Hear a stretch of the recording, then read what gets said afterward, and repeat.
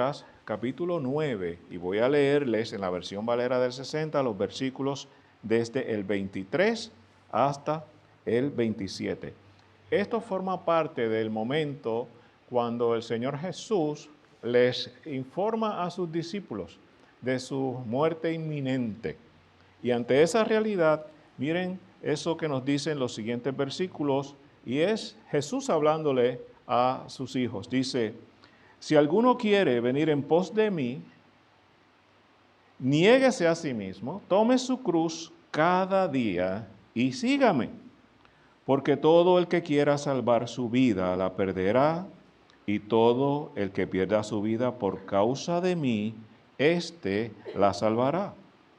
Pues, ¿qué aprovecha al hombre si gana todo el mundo y se destruye o se pierde a sí mismo? Porque el que se avergonzare de mí y de mis palabras, de éste se avergonzará el Señor, el Hijo del Hombre, cuando venga en su gloria y en la del Padre y de los santos ángeles. Pero os digo en verdad que hay algunos de los que están aquí que no gustarán la muerte hasta que vean el reino de Dios.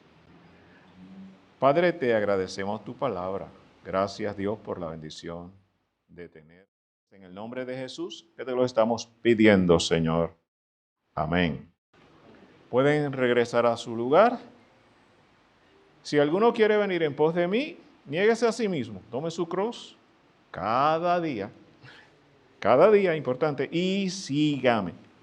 Bueno, mientras nos preparamos para venir a la mesa del Señor, que ya está servida, esto es una experiencia de recuerdo. Estamos recordando el propósito de lo que ocurrió realmente en la cruz del Calvario.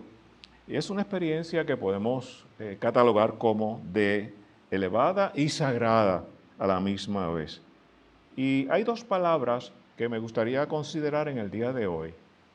Y son la palabra disciplina y la palabra discipulado.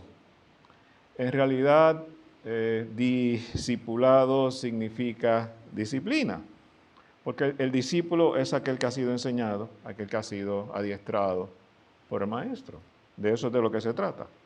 Y él o ella, los estudiantes, los convertidos, han venido con ignorancia, superstición y pecado, para entonces encontrar la verdad y el perdón en el propósito del Salvador Jesucristo, en su persona. Y sin disciplina, hermanos y hermanas queridas, no somos discípulos, aún o aunque profesemos el nombre de Jesús. Marque eso, porque es importante. Sin disciplina, no somos discípulos, aunque profesemos el nombre de Jesús. ¿Recuerdan las palabras del Maestro? No todo el que me dice, Señor, Señor, entrará en el reino de los cielos. Las generaciones recientes, hemos venido hablando de eso en los pasados sermones, se han resentido y se han rebelado contra la disciplina. Cada vez uno de los problemas más serios que tenemos a nuestro alrededor es la falta de disciplina. La libertad, una vida licenciosa, han reemplazado la ley, han reemplazado el orden que debe de mantenerse. Porque escuchen esto, es una máxima que es importante conocer. Cualquier clase de orden o de ley es mejor que ninguna orden o ley. Recuerden siempre eso. Por eso es que hay tanto problema cuando se vive en anarquía, porque todo el mundo hace lo que quiere hacer. Y parte del propósito del enemigo es precisamente que los seres humanos vivamos cada cual en su mundo muy particular y personal, con nuestras propias ideas, sin considerar la realidad de la verdad de Cristo, la verdad de Dios, la verdad del Espíritu Santo, la verdad de la palabra, que es nuestra guía. Cuando nos apartamos de eso, podemos caer en cualquier cosa. Aunque parezcan buenas, aunque sean buenas. No obstante, si no está de acuerdo a la palabra de Dios, eso eventualmente no va a tener sentido y va a desaparecer. Además, la permisividad se ha convertido en un estilo de vida para mucha gente. No me atrevería a decir que para la mayoría de las personas, pero incluso para los cristianos. Yo escuchaba a un hermano el pasado miércoles en el culto de oración hablar de unas tendencias que existen. Y luego comparé eso con lo que un profesional de la salud me compartió sobre precisamente unas tendencias dentro de parte de la gente que dicen ser cristianos. Y es que quieren vivir vidas tan atemperadas a su entorno que están viviendo vidas licenciosas sin darse cuenta y han caído en la trampa del enemigo. Y han dejado entonces espacio, han abierto el muro, el cerco, ¿recuerdan ese sermón? Y por ahí entonces poco a poco entra la libertad o el libertinaje y entra la maldad, entra el mismo diablo, puede entrar por ahí. Y hay que estar pendiente a todo esto. Esta falta de disciplina es el enemigo declarado de la fidelidad a Dios, de nuestra fidelidad a Dios. Cuando rompemos el principio de fidelidad al Señor, estamos expuestos a muchos errores y a muchos problemas. Y tengo que hacer claro lo siguiente, hay muchas cosas que nos hacen daño. Y hay en el mundo remedios que nos hacen daño, que no son para ayudarnos, realmente nos dañan. El asunto no es ese, es con qué diligencia y con qué cuidado nosotros nos acercamos a esos recursos que pueden ser buenos, pero que no buenos para todo el mundo. No quiere decir que eso sea pecado, pecado es lo convertimos nosotros. Y hay una gran diferencia. Si usted, como yo, que le gusta beber agua, pues eso es saludable, magnífico. No beba de más porque su cuerpo se va a afectar. Entonces no podemos decir que es pecado beber agua. Es que estamos usando mal la ingesta que nos corresponde diariamente de ese líquido precioso que Dios ha creado para nosotros. ¿Quién creó el agua? Dios. ¿Quién puede cometer un exceso de ingesta de agua para perjudicar su organismo quizás sin darse cuenta? Nosotros, no es Dios. Dios creó el agua. Si usted no sabe usarla, ese es su problema. Y así hay muchas cosas que usted tiene que sentarse con la palabra y arrodillarse delante del Señor y darse cuenta que todo lo que existe lo creó Dios. El diablo no crea nada. El diablo no crea nada. Todo lo ha creado Dios. Pero nosotros, haciendo mal uso de la creación de Dios que ha puesto a nuestra disposición, podemos dañarnos y dañar a otros. Tengamos cuidado con eso, porque el no mantenernos en esa diligencia espiritual debilita la compasión, porque pone en primer lugar y primer énfasis a uno mismo y no hacer la voluntad de Dios. Hay que tener cuidado con eso. ¿Qué entendemos entonces por disciplina? Podemos buscar diferentes definiciones. Uno de los diccionarios dice que disciplina es entrenamiento que corrige, moldea o perfecciona las facultades mentales o el carácter moral. Observen que en esa definición de disciplina no aparece nada que nos pueda dar la idea de castigo. Se confunde en ocasiones disciplina con castigo. La intención de la disciplina no es castigar. Cuando vamos con la intención de castigar, tenemos un propósito negativo. Cuando nuestros hijos se rebelan, a veces podemos decir la expresión, ay, a este muchacho yo lo voy a chocar. Un padre amoroso, una madre amorosa dice eso de la boca para afuera como una costumbre, quizás algo coloquial o algo cultural, pero no algo práctico, real y que se realice verdaderamente. Porque cuando disciplinamos, lo que queremos es enderezar las cosas, no es acabarlas de torcer, no es acabarlas de dañar. Lo que queremos es que la conducta se corrija y se ajuste a lo que es correcto. Con facilidad podemos traducir esta definición a lo que es el ámbito espiritual, y a eso me refiero de aquí en adelante. Como cristianos que crecemos y que maduramos, estaremos constantemente bajo la corrección y bajo el moldeado, todo lo cual nos llevará a la máxima perfección que experimentaremos cuando estemos en la presencia de aquel que nos llamó de las tinieblas a la luz admirable, aquel que dio su vida a cambio de la nuestra, de Jesucristo, nuestro Señor, nuestro bendito Salvador. El tema es la disciplina del discipulado. Se parece a un tema que prediqué hace varios años, pero tiene un pasaje distinto y un mensaje diferente. En primer lugar, el discipulado requiere la disciplina de la conversión. Vamos a ir por el principio, en la que reconocemos nuestra rebelión contra Dios y nos arrepentimos. Allí comienza todo. Les dije al principio que muchas cosas loables pueden realizar los seres humanos, pero si no está condicionado a lo que es la voluntad de Dios y a la palabra del Señor, pues son esfuerzos fútiles, son ejercicios sin sentido, porque no va a ganar nada. Quizás pueda vivir una vida mejor, más tranquila, más amigable, pero al final, ¿de qué le vale al ser humano ganar todo el mundo y perder al final de todo, al final de cuentas, su alma?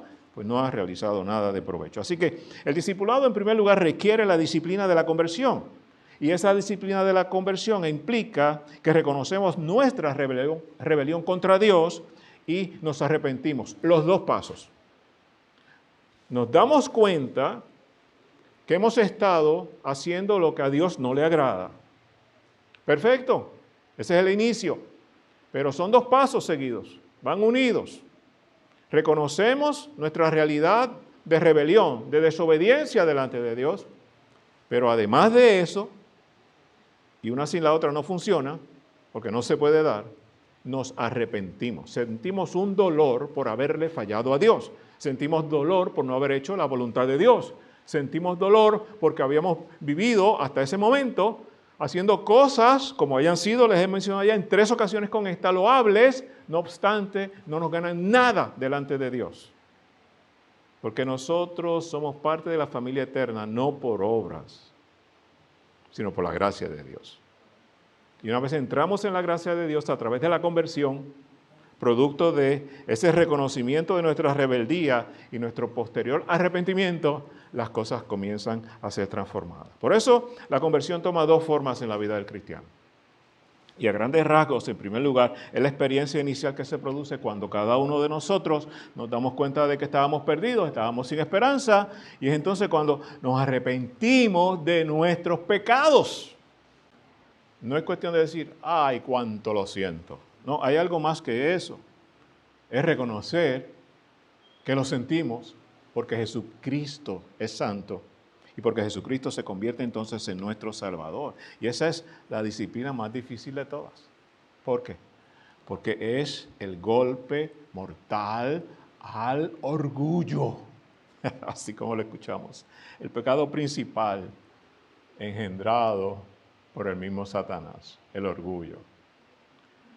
Estudien la rebelión de Satanás y se dan cuenta que lo que la Biblia identifica como el disparador para todo lo demás que ha pasado con ese ser espiritual proviene precisamente de su orgullo, el querer ser igual o mejor a Dios. Y eso se puede reducir al elemento humano, a los mortales, cuando como individuos queremos ser iguales o mejores que alguien, para usurpar el lugar que ocupa, que le corresponde. Porque no hay nada de malo en usted querer superarse cada día y mejorar cada día y conocer más cada día y ser más eficiente, más efectivo y mejor cada día. Amén. Ojalá todos los cristianos hicieran eso. Sí, pero hasta tanto usted no quiera lograrlo para usurpar el lugar que le corresponde a otro, sino para que por sus méritos delante de Dios en Cristo, Él lo va a exaltar hasta donde debe llegar en ese momento muy particular. Y humillarse nunca es fácil. Nunca es fácil humillarse hasta el punto de admitir que somos pecadores. Pero cuando eso pasa, cuando eso ocurre, cuando eso sucede, se produce lo que llamamos el milagro de la conversión. Y ahí vemos entonces cómo en nuestra vida todo ha sido diferente, porque eventualmente el Espíritu Santo que viene a hacer morada en el creyente cuando el Señor nos convierte. Porque es importante saber que todo es obra de Dios. Repitiendo la misma idea, pero esta vez en el libro de Tito, dice la palabra de Dios, que no es por obras de justicia que nosotros hubiéramos hecho, sino por la misericordia de aquel que nos salvó, Jesucristo, nuestro Señor, el Hijo de Dios. Pero les hablé de una dimensión adicional. La conversión toma otra forma en la vida del cristiano. Experimentamos experiencias de conversión todos los días, diariamente, cuando nos alejamos de los pecados y comenzamos el difícil, pero glorioso camino del crecimiento cristiano. Mientras caminamos con el Señor, estamos sujetos diariamente a la disciplina del cambio o conversión y estamos siendo conformados a la imagen del amado Hijo de Dios. Tal cosa dice Pablo en capítulo 8 de Romanos, versículo 29.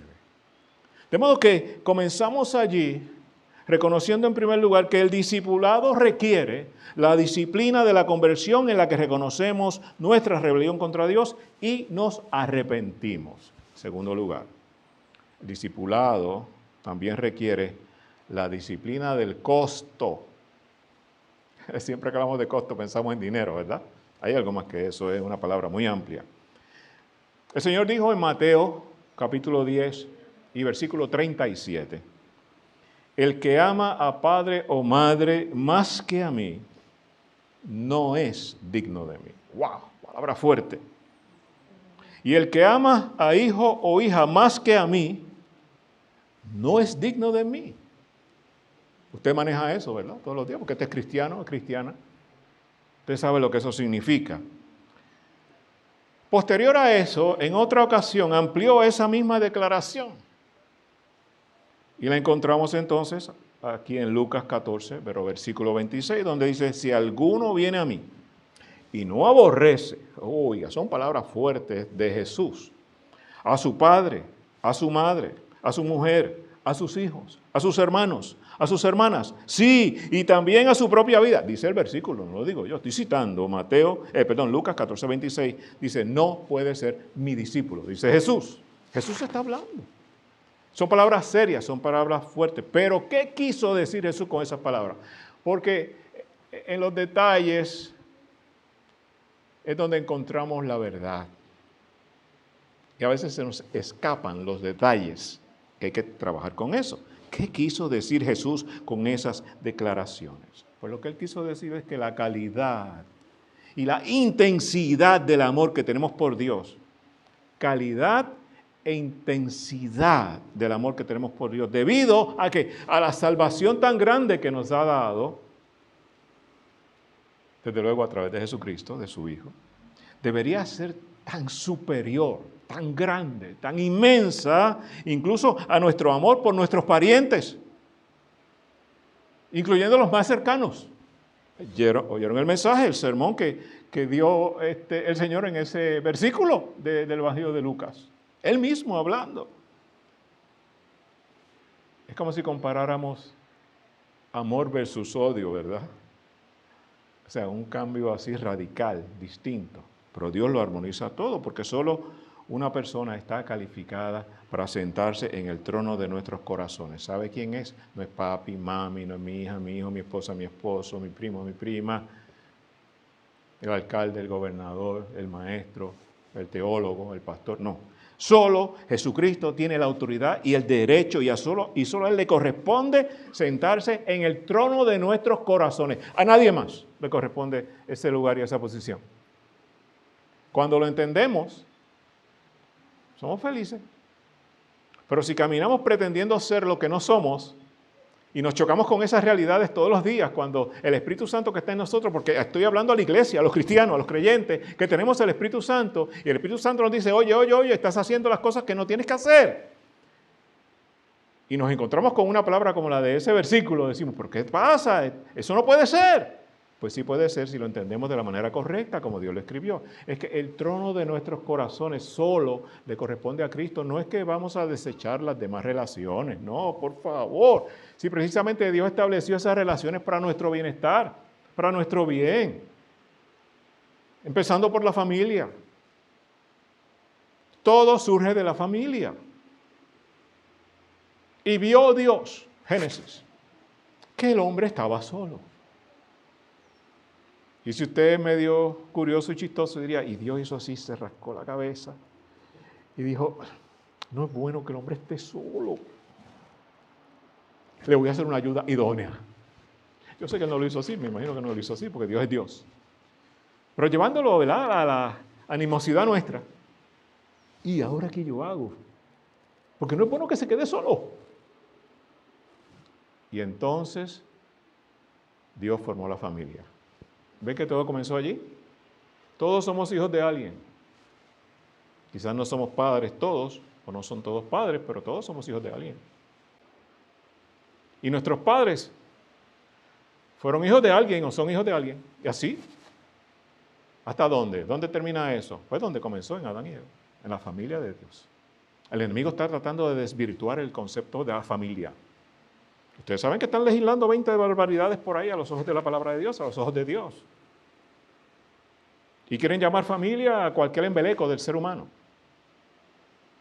Y la preocupación que menciona mi hija, en realidad que se encuentra en la escuela, Helen lo ha expresado también, porque están en ese ambiente todo el tiempo. Es lo que el enemigo quiere meterle por repetición en la mente a mucha gente para que se olviden de lo que dice la palabra de Dios. Pero yo sé que el juicio de Dios llega en su momento.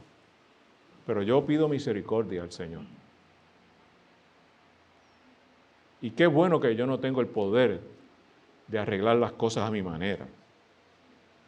Porque para mí es un crimen, es una ofensa decirle a un infante, tú eres lo que tú quieras. Un día el nene o la nena hasta le dice, pues yo soy gallina, yo soy mula, y los hay ya. Ese es el problema. Preguntábamos, creo que en el culto del miércoles, ¿quiénes son los responsables? Pues los padres, los encargados, los tutores, los que están allí. No, que el ambiente, que la escuela, sí, todo eso ejerce influencia.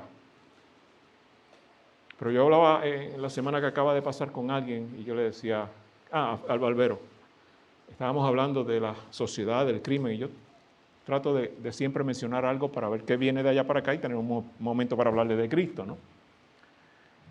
Y entonces yo le decía, mira, mijo, yo como muchacho que nací en un barrio de Dulces Labios en Mayagüez, yo caminé de muchachito de 7, 8, 9, 10 años por donde la gente se tatuaba, por donde la gente se endrogaba. Y le decía yo, no se tatuaban con maquinitas como ahora, eran con agujas, eso dolía. Y yo vi sacar así el pellejo para meterle tinte allí. Y eso a mí me impactó. Y yo caminaba por todos lados y nadie me hizo nunca nada. ¿Saben por qué? Lo testifico ahora, porque Dios estaba conmigo todo el tiempo, en primer lugar. Porque tenía un plan para mi vida. Y en segundo lugar, porque papi y mami no me perdían ni pie ni pisar, como decimos en el campo. ¿Dónde tú estabas, papá? Cuando venía esa pregunta, qué difícil a veces para mí contestar. ¿Por qué? Porque aquellas zonas eran zonas prohibidas para mí. Estaba acompañando a fulano en tal sitio. ¿Por qué? Yo le compartía esto a Rosita. Porque es que en esos lugares donde había tanta maldad expuesta, porque eran lugares ocultos dentro del barrio, ustedes saben cómo se mueve el pecado, o cómo se movía, ahora lo hacen en el semáforo allí, en el cruce, con 2 patrullas allá y un policía aquí y otro por allá, y a nadie le importa, ni a los policías tampoco, muchas veces. ¿Por qué? Porque si son policías de tránsito no se van a meter con eso, porque a ellos les importa si el carro chocó o se pasó la luz, y ellos que se maten allí. Esa es la filosofía. Qué triste, ¿verdad? Entonces Dios me estaba librando de todas esas cosas. Y yo decía, pues Dios me libró. Y yo como caminaba con amiguitos que vivían en ese lugar, pues éramos para los buenos y para los no buenos, pues yo era de la muchachería de allí, no le importaba. Y le doy gloria a Dios. Y le dije, creo que fue a Rosita en este caso, le dije, nunca nadie me ofreció ni droga, ni que me marcara mi cuerpo, ni que hiciera cosas impropias. Puedo decir que para ellos, todo ese tiempo, yo fui invisible. Yo fui invisible. Gloria a Dios por eso. Nosotros tenemos que entender que hay algo que se llama el costo del discipulado. Dietrich Bonhoeffer habló mucho del costo de ser cristiano. Deberíamos aborrecer, querida iglesia, cualquier cosa o cualquier persona que compita por ese lugar del trono de nuestros corazones. No lo permitas, hermano y hermana. No lo permitas. Y mencioné 2 dimensiones. Cosas que pretenden o que tal vez ocupen el trono de tu corazón, o personas. Porque ambas se dan. Y ustedes saben a lo que me refiero. A nuestro alrededor hay muchas cosas que se pueden convertir en tentaciones. Hay otras que son tentaciones porque aluden a esas áreas de debilidad de nuestro carácter, de nuestra vida humana, natural, no espiritual, y pudieran hacernos fijar la mirada de momento. Pero para eso está el Espíritu Santo. Pero junto con eso está tu compromiso con Dios y tu conversión a Cristo y tu arrepentimiento genuino que te sirven de salvaguarda para que no caigas en la tentación, en la maldad y en el pecado. Y que si caes, el Espíritu Santo te levanta rápido porque no vas a poder vivir un segundo en esa condición, porque te vas a sentir mal, incómodo, desprotegido. Siempre es difícil hacer verdaderamente a Cristo el Señor de la propia vida, de nuestra vida, y permitir que permanezca en esa posición. Eso no es cuestión de que sea fácil, pero el señorío total de Cristo en nuestras vidas tiene gran precio, es muy costoso. Significa que nos hemos sometido a Él cada hora del día y que ha llegado a existir dentro de una conciencia constante. Nos damos cuenta de su presencia en nuestra vida, en nuestras circunstancias, en el planeta, en el mundo, en todo lo que existe. Dios está presente, no lo olvide. Y usted puede ser el cristiano, voy a hablar así, usted puede ser el cristiano o la cristiana más pecadora que existe. Pastor, usted está enredado en esta mañana. ¿Cómo que un cristiano es pecador? Pues sí, usted no peca, ¿verdad? Pues hay cristianos pecadores, yo peco también. Esa es la lucha de todos los cristianos, el ir aprendiendo cuál es el camino de Dios para salirse lo menos posible. Y cada día pecar menos, porque eso implica santidad. ¿Recuerdan que lo mencioné la semana pasada? Tenemos que procurar la santidad sin la cual nadie verá al Señor. Y en tercer lugar, finalmente, el discipulado requiere la disciplina de llevar la cruz. Lo vimos en el versículo que leímos hace un momento. Si alguno quiere venir en pos de mí, niéguese a sí mismo. Es decir, deje el pecado, deje la maldad, conviértase, reconozca su rebeldía, arrepiéntase a Dios y comience a caminar en vida espiritual, en vida eterna. Dice, niéguese a sí mismo, tome su cruz. Escuche el versículo, las palabras de Jesús. Tome su cruz cada día y sígame, dice Jesús. ¿Cuántas veces le preguntamos el por qué a Jesús? ¿Por qué, Señor? ¿Por qué, Señor? ¿Por qué, Señor? ¿Por qué, Señor? A veces Dios contesta los por qué. Y a veces nos damos cuenta de cuál es la respuesta. Pero ¿sabe qué nos queda? Creer en Él y llevar la disciplina de la cruz. Cada día es una nueva experiencia para el creyente. Cada nuevo día es un reto para el pueblo de Dios, para ti, para mí. 3 cosas parecen ser necesarias para nosotros cada día. Nuestro alimento diario, y a los que les gusta comer sabrán lo que yo estoy diciendo, por el cual se nos dice que oremos. Danos el pan nuestro de cada día. ¿Recuerdan la oración modelo? Danos el pan nuestro de cada día. Yo no me había percatado mucho de eso, voy a orar más por eso. ¿Verdad? Danos el pan nuestro de cada día. Porque, no para que me dé más comida. No, para que me enseñe y yo pueda aprender a comer menos. Que de momento como que me olvido y me esmando. Y al otro día por la mañana lo sé, cuando me hago la prueba de la glucosa, ¿verdad? Nuestro trabajo diario, en segundo lugar, en el cual debemos ser fieles. aquella máxima del Antiguo Testamento a nadie le gusta escucharla. Si alguno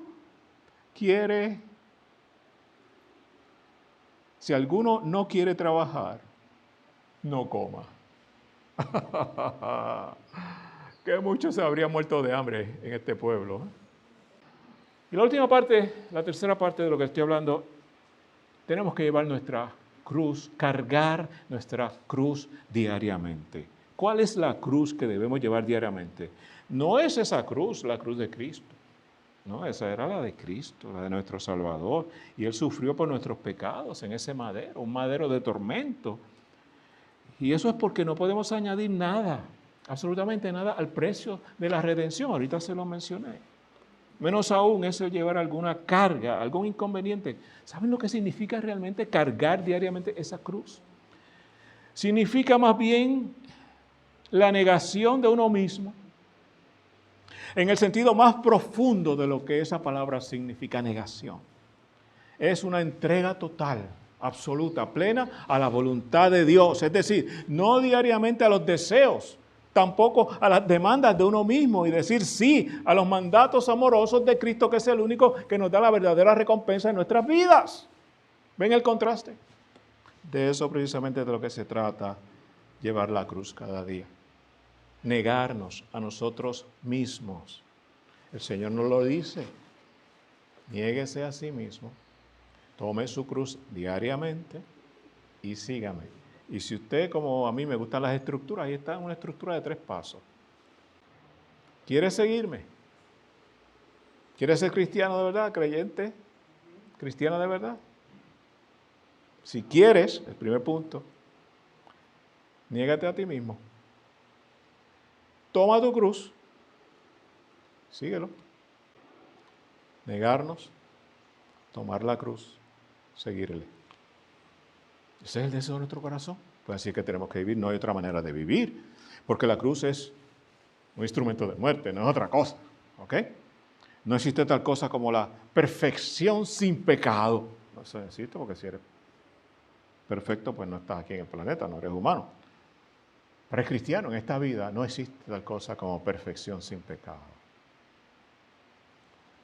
A causa del pecado que nos ocupa tiempo y espacio, nos percatamos que debemos seguir avanzando en santidad y en perfección delante de Dios. De eso es de lo que está hablando la palabra de Dios. Por lo tanto, cada día que vivimos, hermanos y hermanas iglesia, debemos, en el poder del Espíritu Santo de Cristo, dar un golpe de muerte al yo, al yoísmo, que yo soy primero.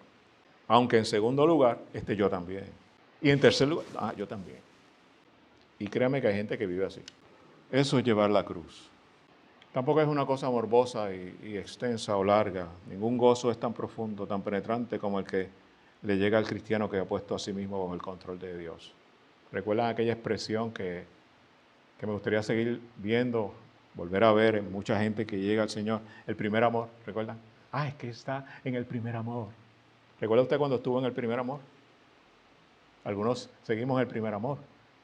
Lo que pasa es que hemos sido educados o acondicionados a otras cosas. Pero sigue la efervescencia y sigue el deseo de agradar a Dios, aunque a veces físicamente nos cansamos, ¿verdad? Porque dice la palabra que este cuerpo externo, exterior, se va deteriorando con el paso del tiempo, pero el interior, el ser interior se renueva día a día. Gloria a Dios por eso. Y a veces allí encontramos una tensión. Yo quiero hacer esto, y cuando lo intentamos, no puedo pasar de este límite, pero si yo podía antes. Sí, pero ahora no, porque el exterior se va desgastando, pero el ser interior se sigue fortaleciendo cada día, cada día. Pero si usted no lo puede hacer, transfiera esa experiencia a alguien que lo pueda hacer por usted. O busque medios, maneras, mecanismos nuevos, por lo menos novedosos para uno, ingeniosos para uno, para poder realizar aquellas cosas que uno quiere hacer. Así que permitamos que Jesús sea el Señor de verdad de nuestras vidas. Y termino diciendo la palabra que yo le digo siempre a la hermana Rosaura. Yo le digo, si yo no pongo conclusión en mi sermón, me siento incompleto. Eso me lo enseñó mi maestro de homilética, ¿verdad?